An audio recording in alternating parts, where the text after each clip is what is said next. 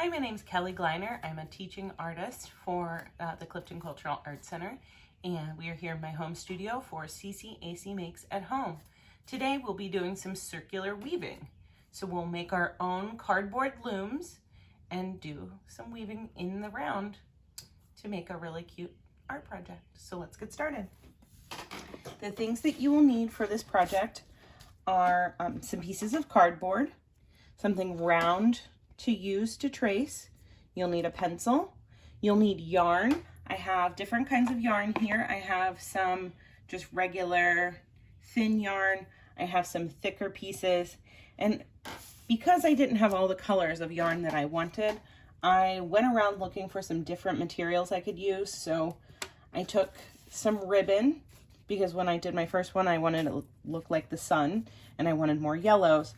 I didn't have yellow yarn. So what I did is I took some of this ribbon, I cut it into little strips, and then I was able to have some smaller pieces to use. I also have some wool roving because I'm a fiber artist, so I have a lot of that at my house. And I also chose some different pipe cleaners. So these are all different ways that you can weave. If you have fabric scraps, you could cut them into long strips, and that would be a good way to use those as well. So there are lots of different materials you can use. You'll also need some tape. And then if you're a big fan of straight lines, you'll probably want a ruler as well, because we will be marking these. So I'll show you how to get started. I'm going to grab my ruler here. It's a big one. So what I'm going to do is take my cup, and this is just a takeout container. And it's a little off there. And I'm just going to trace around the edge. So I have a circle to start with. And then I will take my scissors, which is also another item you will need. Forgot to tell you that, but.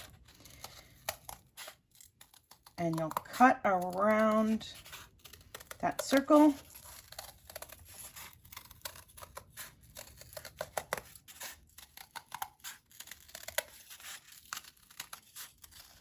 And there you are. So there is the cardboard back for your loom. And then what we'll do is we will divide this up. So on the ones that I already made, I did 16 pieces. So the first thing I did was divided my circle into 4s. So 1, 2, and I'm not really worrying about whether or not they're equal, even though I am using a ruler to make straight lines. Okay, so now I have 4 pieces. I'm going to divide those again. So now I will have 8. And I'll do it again. So I have 16. And that's a good amount.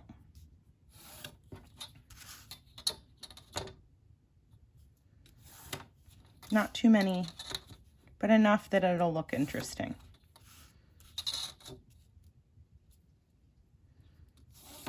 Okay, and along those edges, just about a 1/2 inch to a centimeter in, to a centimeter, there, that's about the same. We're just going to make little notches. So we'll just cut and cut. You don't have to mark where you're going to cut to. I just thought I would show you that. So just little cuts all the way around.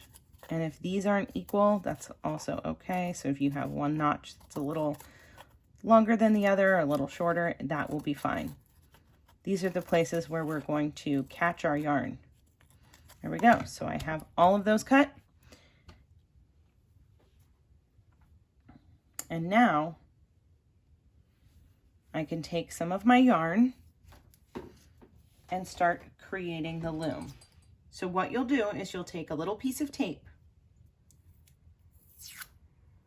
That's good enough. And put your yarn through one of the notches, flip it over and tape it on the back. Okay, and now it's securely on there. Now we're ready to start making our loom. So I'm going to stretch my yarn across, stick it into this notch that's directly across from where I was, And then I'll just move my yarn over to the next notch, so on the back. Okay, and then I could go to the next one. So do you see I go across and over? Nope, maybe that one was too short. Nope. Okay, and across and over. Of course, when across and over. Scoot it to the neighbor there. Cross and over. Cross and over. Cross and over. So it looks like what I'm doing is tracing what I drew with my pencil with my yarn. So there. Now I have that. It looks like a star. And then this is what it looks like on the back. So it kind of looks like you sewed it, right? These would be the stitches if you sewed it. So what I'm going to do now is cut this off and again, use my tape.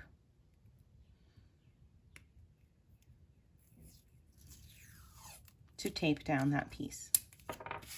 That way everything stays in place. So now you have your loom. To start weaving, what we will do is choose a color of yarn. So I'm going to use this chunky white yarn.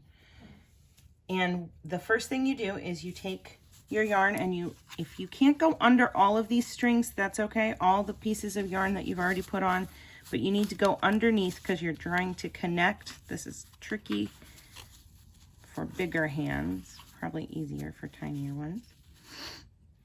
I might use my pencil to help me poke. There we go. We use the tools around us, right? So then I will take this and I'm just going to make a knot.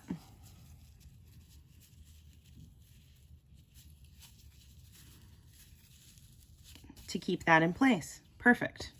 And I'm not going to worry too much about this piece that's sticking out. Now, when you're weaving, you have to go in a pattern. So the pattern is under. So you pull it under that one piece of yarn, then you go over, and then you go under again, and also pulling is an important part. So you go under, over, under, pull. So we're going over, now I'm going over, under, and pulling, over, under, pull, over, under, pull, over, under, pull. So you have to keep pulling this yarn, otherwise it'll just get all bunched up there. So we're going over, under, pull, over, under, pull, over, under, pull, over, under, pull, over, under, pull. And then eventually I will be back where I started. Let's see. Over, under, pull.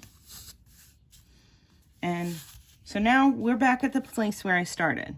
And this is where I have to kind of make a mistake on purpose, because if I keep going in this same path, then it's just going to start bunching up. Because we have an even number of strings, we have to make a mistake on purpose. So instead of the next one where I would go, according to the pattern, since I went under, I would go over, I'm going to go under again. And then restart my pattern. Over, under, pull, over, under, pull. And do you see what happened there? Now we have more of a woven pattern here, instead of it all just being in the same pattern. So that's why we make that mistake on purpose. I'm going to weave a little bit more of this and check back with you. So I've got to the end of this piece of yarn. I went pretty far. I think it's time to change colors. So what you're going to do, if you want to put a different piece of material there, you will just tie them together.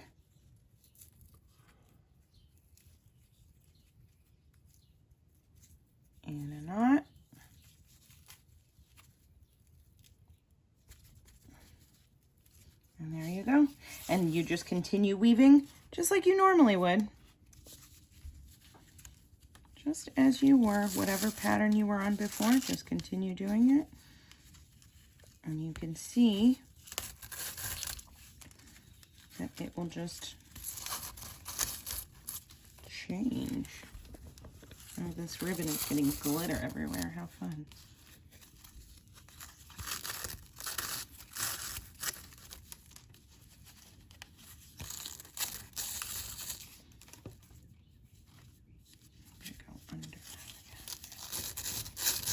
I need to do my mistake on purpose there.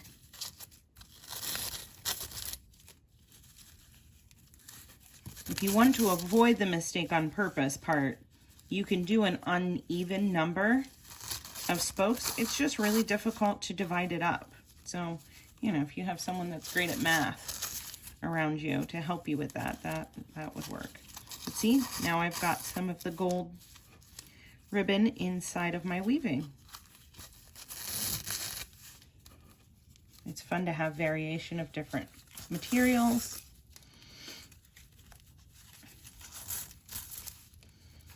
All right, now I could continue this and go all the way out, but I'd like to show you how to finish the piece.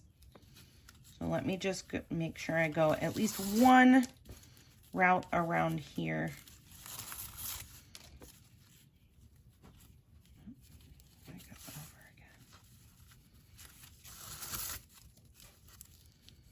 I really like this gold ribbon. I think it's fun.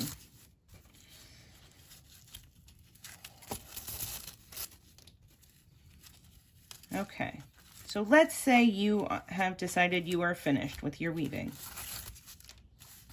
So what you do,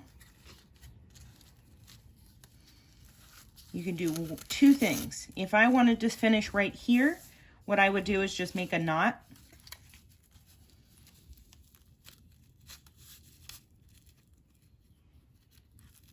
It's hard to pull. And I would tie it off. And just cut it really close to the end so you could barely see that knot. So if I wanted that to be it, didn't want to do anything else, wanted to leave this actually looks a lot like a sun, doesn't it? Because it has all those rays there, and maybe even cut this. If you've gone all the way to an edge, so you can see on this one, and I'll even take the tape off so I can show you. I went closer to the edge, and instead of tying it off, I just went through one of the notches and taped it off on the back. So that's a way you could finish it too. So you can see in this one, I have the same white yarn I used in the middle, then I used a really chunky green yarn, and then I used one of these super fun pipe cleaners. So I can even show you, if I were to add anything else to this, I might add a pipe cleaner. So, because they're really fun.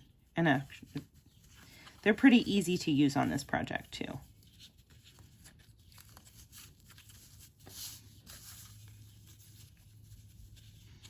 Just not in the tiny places. They're actually pretty hard in the tinier places. So there we go. And I don't have to tie that off because it's a pipe cleaner. So those are different ways that you can continue working on this. I really like how that looks. And we have my finished products, these two that I did, and my son did one as well. He used a really fun combination of materials, and you could always make these bigger. You could use larger circles. You could make them square, which is a little bit of a different setup, but that would work. But it's a super fun project, and you can use all kinds of different things you have in your house. So thank you once again for joining me for CCAC Makes at Home, and I hope everyone stays healthy and has a great summer.